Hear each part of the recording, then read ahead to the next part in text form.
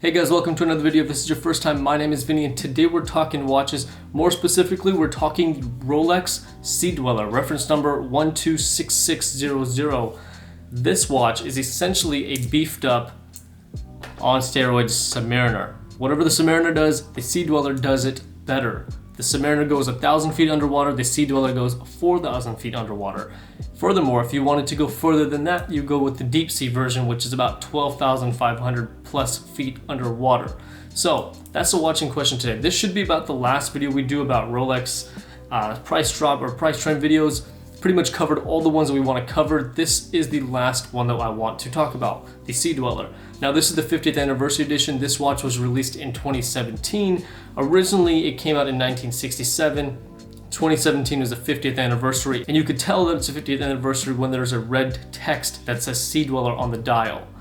Just one single line red text of Sea-Dweller. That's what indicates the 50th anniversary. So this is the watch in question today. What we'll do today is take a look at the price trend, what it was selling for 6 months ago before the CV virus, what it's selling for today, and obviously what it originally retails for. Now, a quick story. Before I had bought my Submariner, my AD had offered me a two-tone Sea-Dweller, and oh my gosh, this is a gorgeous watch. It fits so good, fits so nice on the wrist. It really is an awesome piece. However, at the time, I just didn't want a two-tone piece. I really just wanted stainless steel, all stainless steel models, and I really just wanted a black on black piece. As you know, the full stainless steel models are pretty hard to get. I was also offered a deep sea version, which is black stainless steel. However, that watch is just a little too big for my wrist. The Explorer 2 is about as big as I can go on my wrist. The Sea-Dweller sits a little bit higher than the Submariner because of the way it's built, and it has higher depth rating. It just is a slightly thicker watch, but it has a 43mm bezel, whereas the Submariner has a 40mm bezel, and the Deep Sea has a 44mm bezel. But of course, this video is only going to revolve around the Rolex Sea-Dweller, reference number 126600. Of course, before we start, customary wrist check. Today we are wearing the Explorer 2. Hopefully it focuses in. I got a new camera, so it should do a much better job of focusing. It seems like the focus is much quicker than the previous one. Hey guys, really quick, we are super close to 1,000 subscribers. If you haven't already subscribed, make sure you hit the subscribe button. Make sure you hit the like button. This is gonna be the last price trend video for the Rolex stainless steel sports models. However, someone did give me a good idea. I will do a recap. I'm gonna go back in the next couple months, take a look at what the prices I stated in these videos were, and then what the price is probably by the end of the year sometime, and we'll use that to compare how the Rolex market moved in 2020. So make sure you subscribe. I hope to see you guys for that video, and let's continue with this one. So without further ado, let's go ahead and jump into this video. Let's go and take a look at how the Rolex Sea-Dweller is moving in today's pricing. Okay, to start off, we're gonna start on the Rolex website here. The Rolex Sea-Dweller 43mm, again, red text here indicates it's the 50th anniversary edition. This watch came out in 2017. This watch retails at $11,700. And here are the other color specs. Here you got the stainless steel. Here's the two-tone one that I was offered right here. And then I was also offered the deep sea, which is the 44mm with the original gas escape valve. If I was offered the James Cameron dial version, I would have considered buying it. However, the watch is still just too big for me. The one we're focusing on today is the stainless steel Sea-Dweller 43mm. Let's go ahead and jump over to Chrono 24's chart here. Again, this watch came out in 2017, so you'll see the chart starts here, August of 2017, starting at $14,037. Now, since it's June, we're going to do a 6-month chart, and we can go back to January, December, January time. So here in January of 2020, this watch was estimating to be selling around $14,677. Continue to move up again. Still very hot, popular watch. Essentially Submariner on steroids, so people who have a little bit of a bigger wrist where the Submariner is a little too small, the Sea-Dweller is perfect for them. So here, February 17th of 2020, about a month before the CV virus hit, pricing was about $15,133. According to Chrono 24, this is just sold on Chrono 24, not counting anything else. And as the virus hit, as you can see here, the price started to decline until about the late April, where I feel like here in all markets, for the most part, going into May, people got very used to what was happening. The stock market started to rebound a little bit. Moving forward to where we are today, the Rolex Sea-Dweller is selling for an estimated $14,716. in a price range depending on condition and how new it is, right? It can go up to about 15,000 on Chrono 24. If you click display offers here, it'll open up a new tab. I'll just close this one. We want to do new and unworn, and here we go. Because we're talking about the specific reference, we're going to go low to high. And of course, all the ones that are top are promoted listings, so they're going to be at the top no matter what filter we're doing. Of course, we're going to go to more, scope of delivery, we want original box, original papers, and we'll click show results.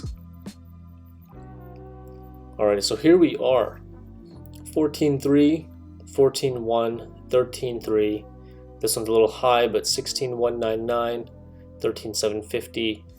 Again, top ones doesn't matter, low to high, high to low, these are always going to be at the top. So this is kind of where it really starts off, right here.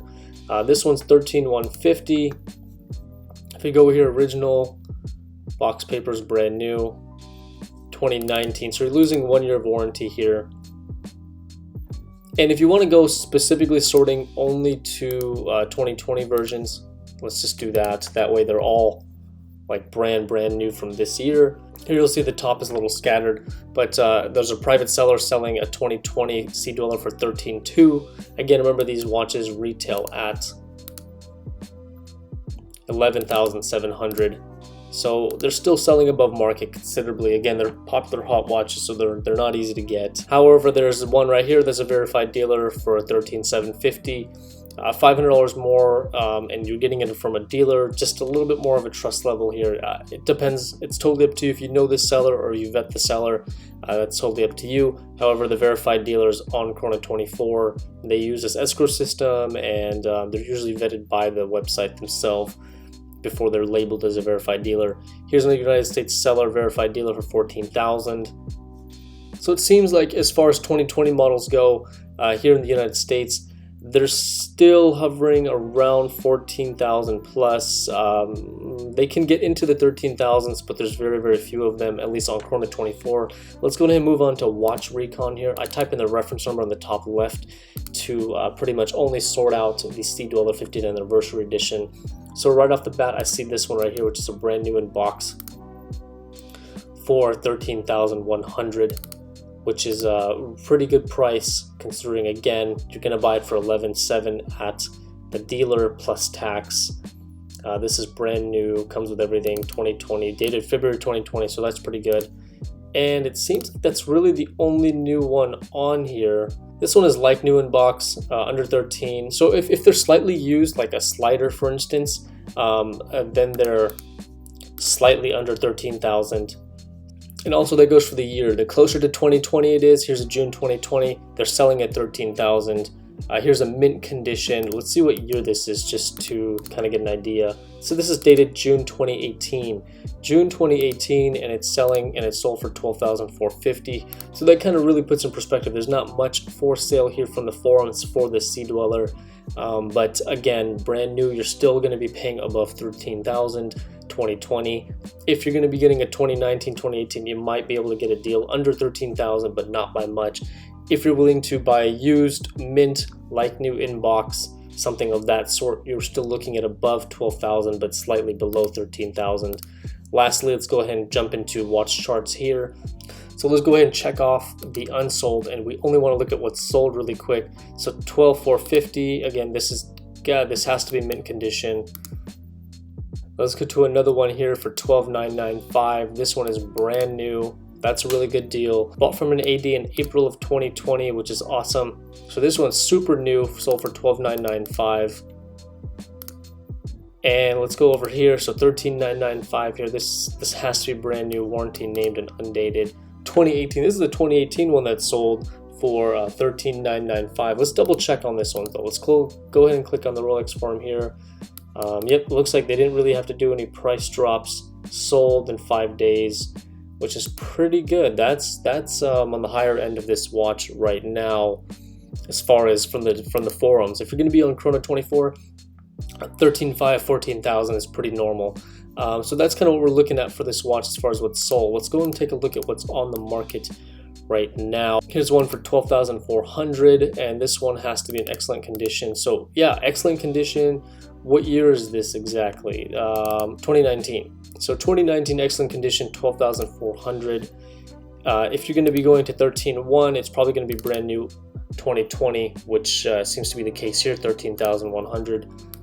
13,650 unworn. This one has to be 2020 as well. Let's see if we can find that to double check.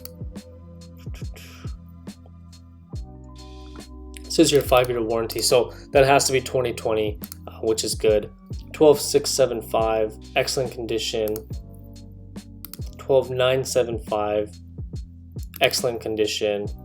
So to really recap this video, it seems like the Rolex Sea-Dweller is still performing pretty well, or the market is starting to rebound again. MSRP for this watch is 11,700.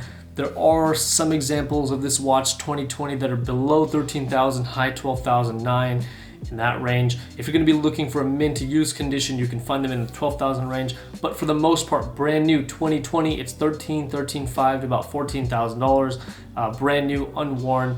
Again, if you're okay with someone wearing it for a couple days, you could probably get a little bit of a better deal on it. Under 13,000, 12,800, 12,750, 12,900. However, the watch is still performing strong. It seems to be holding its value. It's not tanking. Like some people were thinking that the Rolex market was going to absolutely crash and people were going to be able to get these watches under MSRP. That is not the case as of right now. These watches are still performing, as so is this and this. You're not able to get them under MSRP, slightly used. They're still selling above, which for anyone who owns a Rolex is a great sign for us. If you're looking to buy your first Rolex, these watches are still hard to come by. The stainless steel models are still very hard to come by. We don't know how tough it'll be to get these pieces later on. As you know, this last couple months, Rolex production halted to a stop.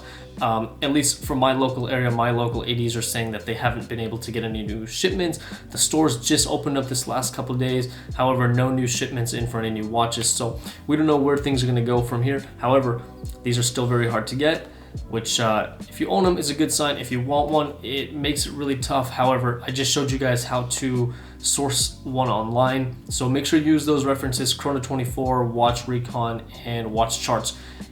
Do what I did, run the comps, see what's a good deal for you, and then possibly pull the trigger. If you have questions regarding buying online, buying from the forums, or any experiences, leave a comment below. If I have an experience that I can share with you and comment back, I will reply and let you know what I think you should do. And that should pretty much wrap up this video. I hope you guys enjoyed the video. I hope it's informative. Please hit the like button and make sure you subscribe. We are almost at 1,000 subscribers. We are so close. So if you could subscribe and join me in the next video, that would be awesome. And I hope to see you then.